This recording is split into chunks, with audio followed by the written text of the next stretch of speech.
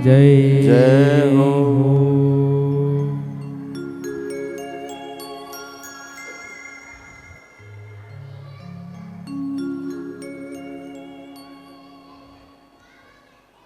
आइए हम सभी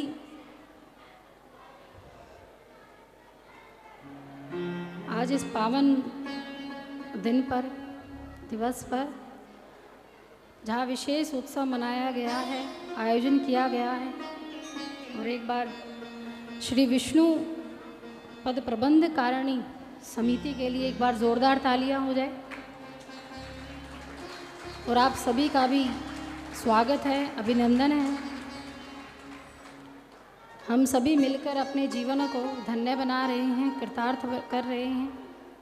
अपनी आत्मा को पवित्र करने के लिए, शुद्ध करने के लिए हम सभी यहाँ विराजमान हुए हैं। और यही मंगल कामना करते हैं इस व्यासपीठ से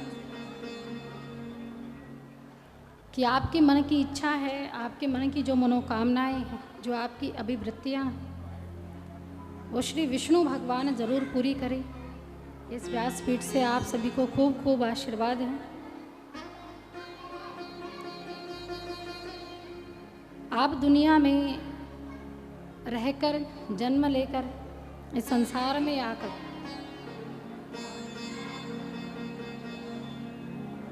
हर चीज को दे सकते हैं, किसी का सहारा भी बन सकते हैं, किसी के सहयोगी भी बन सकते हैं। मन चाही वस्तु आप किसी को प्रदान करना चाहे तो कर सकते हैं, लेकिन उसके लिए सबसे पहले आपके मन में उसके प्रति प्रेम जागना आवश्यक है।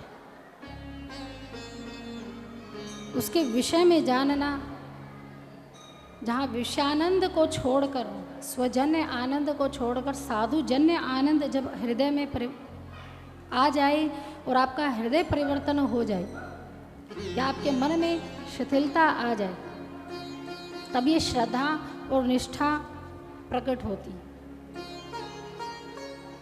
और इस श्रद्धा और निष्ठा को प्रकट करने के लिए, अपने हृदय में स्थान देने के लिए सबसे पहली भक्ति श्रवण मानी जाती। श्रीमद् भागवत महापुराण में श्री वेद व्यास जी ने ये नवधा भक्ति का वर्णन किया है, जिसमें पहली भक्ति ही श्रवण है, फिर कीर्तन है, फिर स्मरणम है, फिर पाद सेवनम है, फिर सखा भाव है, फिर तेरा तुझको अर्पण है, दास भाव है। पहली भक्ति है श्रवण करना, और अंतिम भक्ति है तेरा तुझको अर्पण क्या लागे मेरा। और जब तक किसी के हृदय में ये 9 प्रकार की भक्ति ना हो और वो पूर्ण रूप से समर्पण भाव वो कभी ईश्वर को नहीं दे पाता। मैंने कल भी आपको बताया था कि इस जीवन की नैया में अगर भगवान को खिवैया आपने नहीं बनाया, हम सभी कठपुतली हैं, ये बात आप सब मानते हैं। और डोर किसके हाथ में है? उस विधाता के हाथ में। वो जैसा नचाएगा वैसा हमें नाचना पड़ेगा, वो जैसा कहेगा वैसा हमें करना है। लेकिन जब डोर उसके हाथ में है तो पाप और पुण्य क्यों इसका फल हमें मिलता है? जब वो करने वाला है, करवाने वाला है, वो सब कुछ करता है, उसकी मर्जी से सब कुछ हो रहा है, तो फिर हम क्यों इस पाप पुण्य के पलड़े में फंसे हुए हैं? क्यों धंस जाते हैं इन भोगों के विषय में?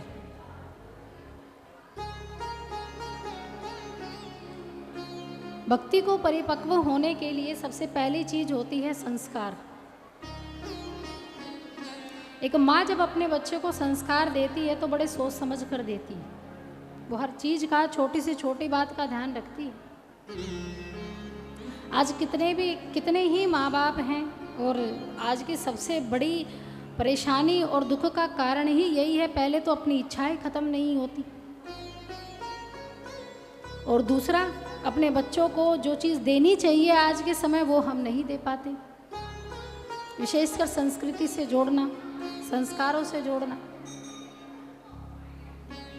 आपके कितने घरों में रामचरितमानस है, या फिर श्रीमद् भागवत महापुराण है किसी के घर में?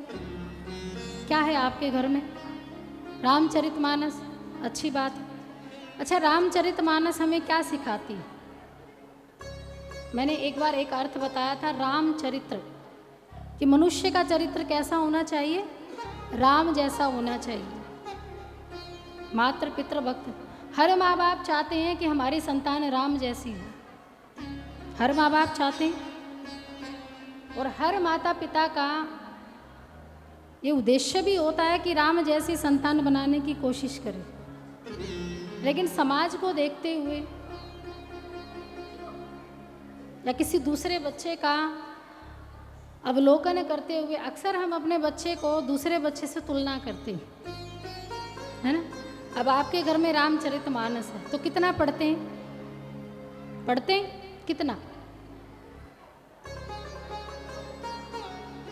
पढ़ लेते हैं। अब इतनी भरी सभा में केवल एक ही नारी ऐसी है जो कह रही है कि रामचरितमानस हमारे घर में है और हम नित्य पाठ 1 घंटा कर लेते होंगे, वो भी काफ़ी है।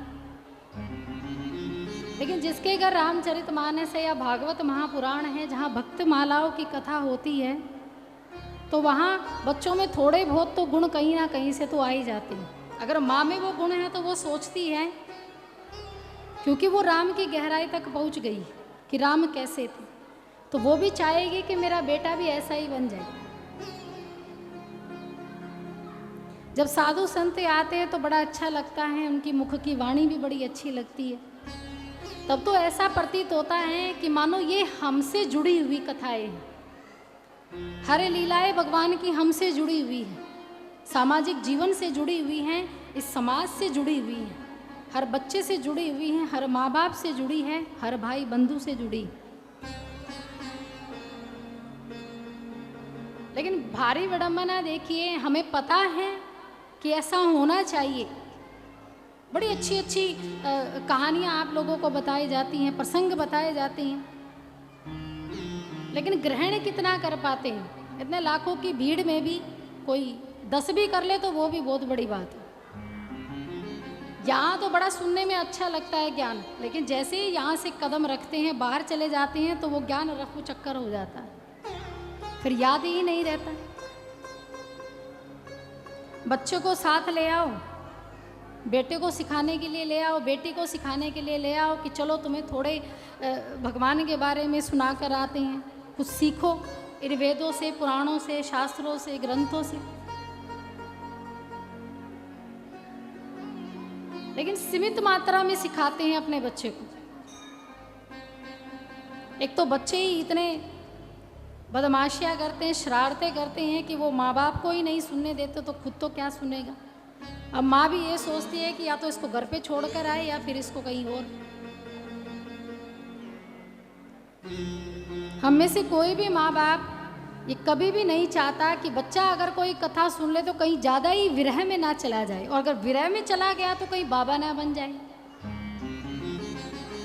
IPS सबको चाहिए, मेरा बच्चा डॉक्टर बन जाए, पर मेरा बच्चा कोई साधु ना बने। कोई चाहेगा? कोई नहीं चाहेगा कि भगवा माड़ा पहन ले, बड़ी बड़ी दाढ़ी बढ़ा ले, माँ बाप को छोड़ दे, पत्नी को छोड़ दे, गृहस्थी आश्रम को छोड़ दे। कोई माँ बाप नहीं चाहेगा। लेकिन 2.5 साल का होते ही ये जरूर चाहेंगे कि इसे प्लेवे में डाल दे।